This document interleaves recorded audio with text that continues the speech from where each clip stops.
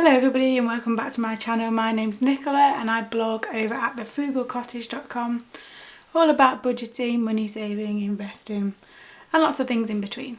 And if you're new here then welcome, hello, and if you're not new here then thanks for stopping by again. Now it's a new video and it's a budget with me January 2020. This didn't go up at the start of the month because I uploaded my no spend year video, and if you haven't seen that I'll leave the link below. Please go and check that out. It explains what we're doing this year and how that will affect our budget going forward. So this is a nice new budget planner for 2020. This is also available to download on my blog. I will leave a link to that below as well.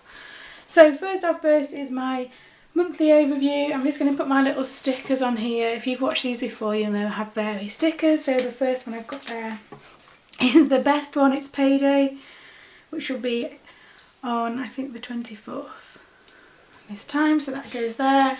This little house one I use as our mortgage payment, so that went out on the 2nd, so I'll pop that there. Our council tax. All these little stickers, I've said this before, from this Etsy shop, and I love them. This council tax one, council tax goes out at the same time as our mortgage payment, so I pop that there. Water bill, our water rates go out on the 8th. Put that on there. And we have a gas and electricity go out at the same time for us, and that is on the 21st of the month.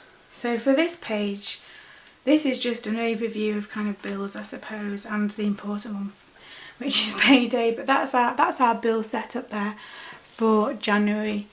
It's not looking too bad. We don't have lots of direct debits that go out, thankfully. So let's turn over. Oh, there we go.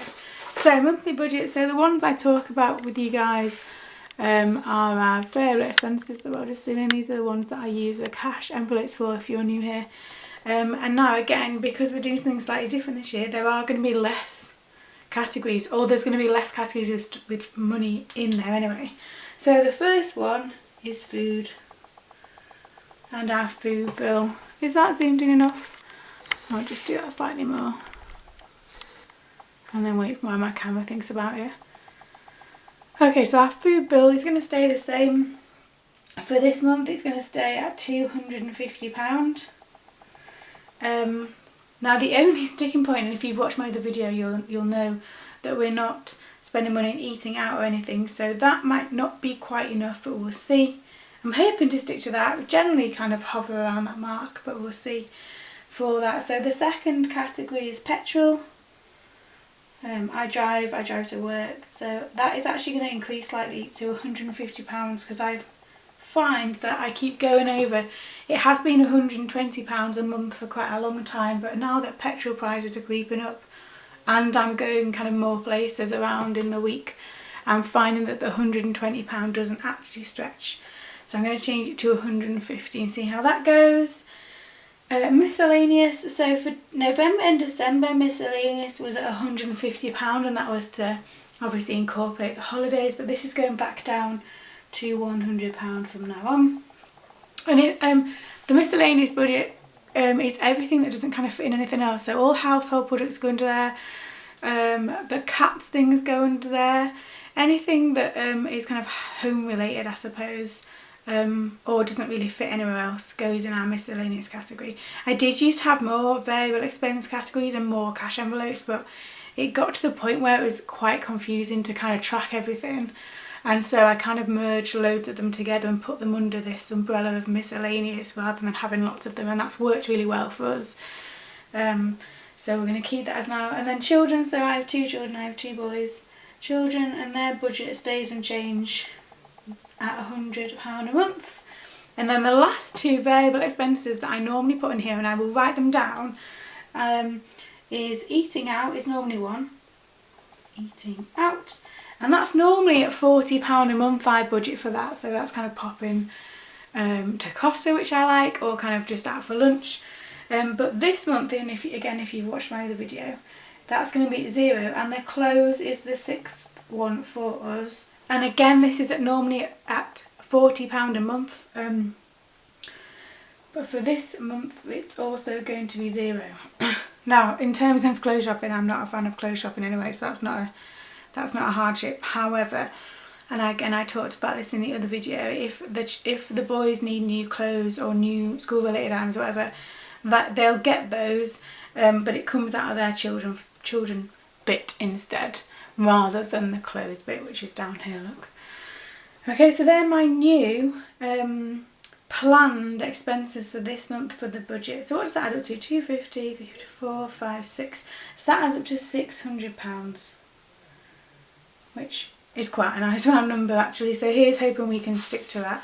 So if I turn over, oh, now actually I don't need to use, let me zoom, oh, I'm going to zoom back out a bit. So the next page in this budget planner is a debt repayment plan. Now, apart from our mortgage, we don't have any debt, so I don't need to use this for me personally. But if you download this and did need to use this, there is a sheet that helps you track your debts and any extra payments and things that go there. So I've just realised actually that says August. I need to change that. There you go. So the next page is sinking funds. Now I've got a video coming up about our sinking funds in a week or two. So this is kind of short-term things that you might save for. So you might start saving for next Christmas, for example, or your car's MOT, or the summer holidays, or anything that you want to save for in the short term. The sinking funds tracker will help you to kind of keep an eye on what you're doing and where that goes. And I'm going to talk about more about that in that video, but that's quite handy to have. The next one is no spend days. Now the one that you can download comes with this one. However, in my no spend month challenge Facebook group, I have this, and I've already started to colour it in. It's a free PDF that comes if you're in my Facebook group. So feel free to find that. It's just the no spend month challenge, and it's run by me. And that's a free download on there. So actually I'm going to use this one for this month. I'm going to pop it in this binder, but you can see at the bottom there, my aim for no spend days this month is 20, which if I manage to do that will be the highest number I've managed in a long time. But I've made a really good start. So I've been food shopping today, so that's why that's a not a no spend day there, but I'm hoping for lots more this week. So that's that anyway. But the download comes with that, but you can, that other one's a free one from my Facebook group, so feel free to find that and download that. So expense trackers, so nothing in here as of yet. Oh, what is my camera doing? I'll talk about it. So an expense tracker, nothing's in there yet. I've not actually written anything down. I have been shopping this morning, I've been food shopping and got some petrol, so I will fill that out in a bit. There's 3 pages for the expense tracker. Generally need 3 as well. It's a good month if I only manage to stick to 2 pages. And then the weekly check-ins. So I do weekly budget check-ins for myself. The categories here are the variable expense categories, and what I've spent and what remains within that, and that keeps me on track as well. That's a really good way of keeping an eye on your budget through the month and kind of keeping on check that what you planned for at the start of the month is working for you. So the next page is the bill tracker, so that's direct debits. As you've seen for the first page, I don't have many of those, but that's handy to use, especially if you've got things like, I don't know, Netflix or Amazon Prime, or things that you have kind of direct debits or standing orders that come out for fairly regularly. I suggest writing them down in the order they come out in, and that's quite handy to track. Extra income, so if you sell anything on Facebook Marketplace, on eBay, anything that kind of gets you extra income in the month rather than just your paycheck, this is quite handy to track that. And I did use that. I did a challenge, I think it was in October, about making extra money, and it was really useful to kind of keep a running total, and it's actually quite motivating. We've got a couple of things that could be sold in Facebook this month, I think, so maybe there might be some things written on there, I don't know. So my January savings aim, so my monthly savings goal is £700 this month. In fact, every month in 2020 or 2020, will be £700. So each one of these squares is worth £7. I've not put anything in savings yet, but I like the colouring in bit of this. And yeah, wish me luck with the £700, because again, if I manage that, that's the most I've saved in quite a long time. And then the last page, as you know if you've seen these before, is a reflection page. So talking about, again, it kind of focuses on the variable expenses here, so what you planned for, what you actually spent, and what the difference is.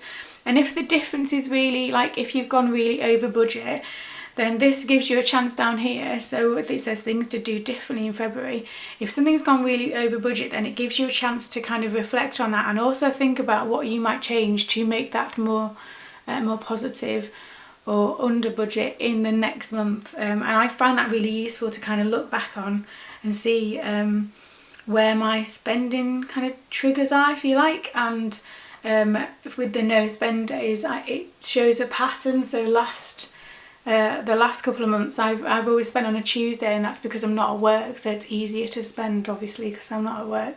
And it's just identifying little things like that within your budget, which really helps in the long term to kind of get your budget and get your finances under control. But that's my January budget for 2020. I'm looking forward to kind of seeing the impact in the first month of our no spend year within this. And like I say, if you've not watched that video, I'll leave a link below, please go and check that out.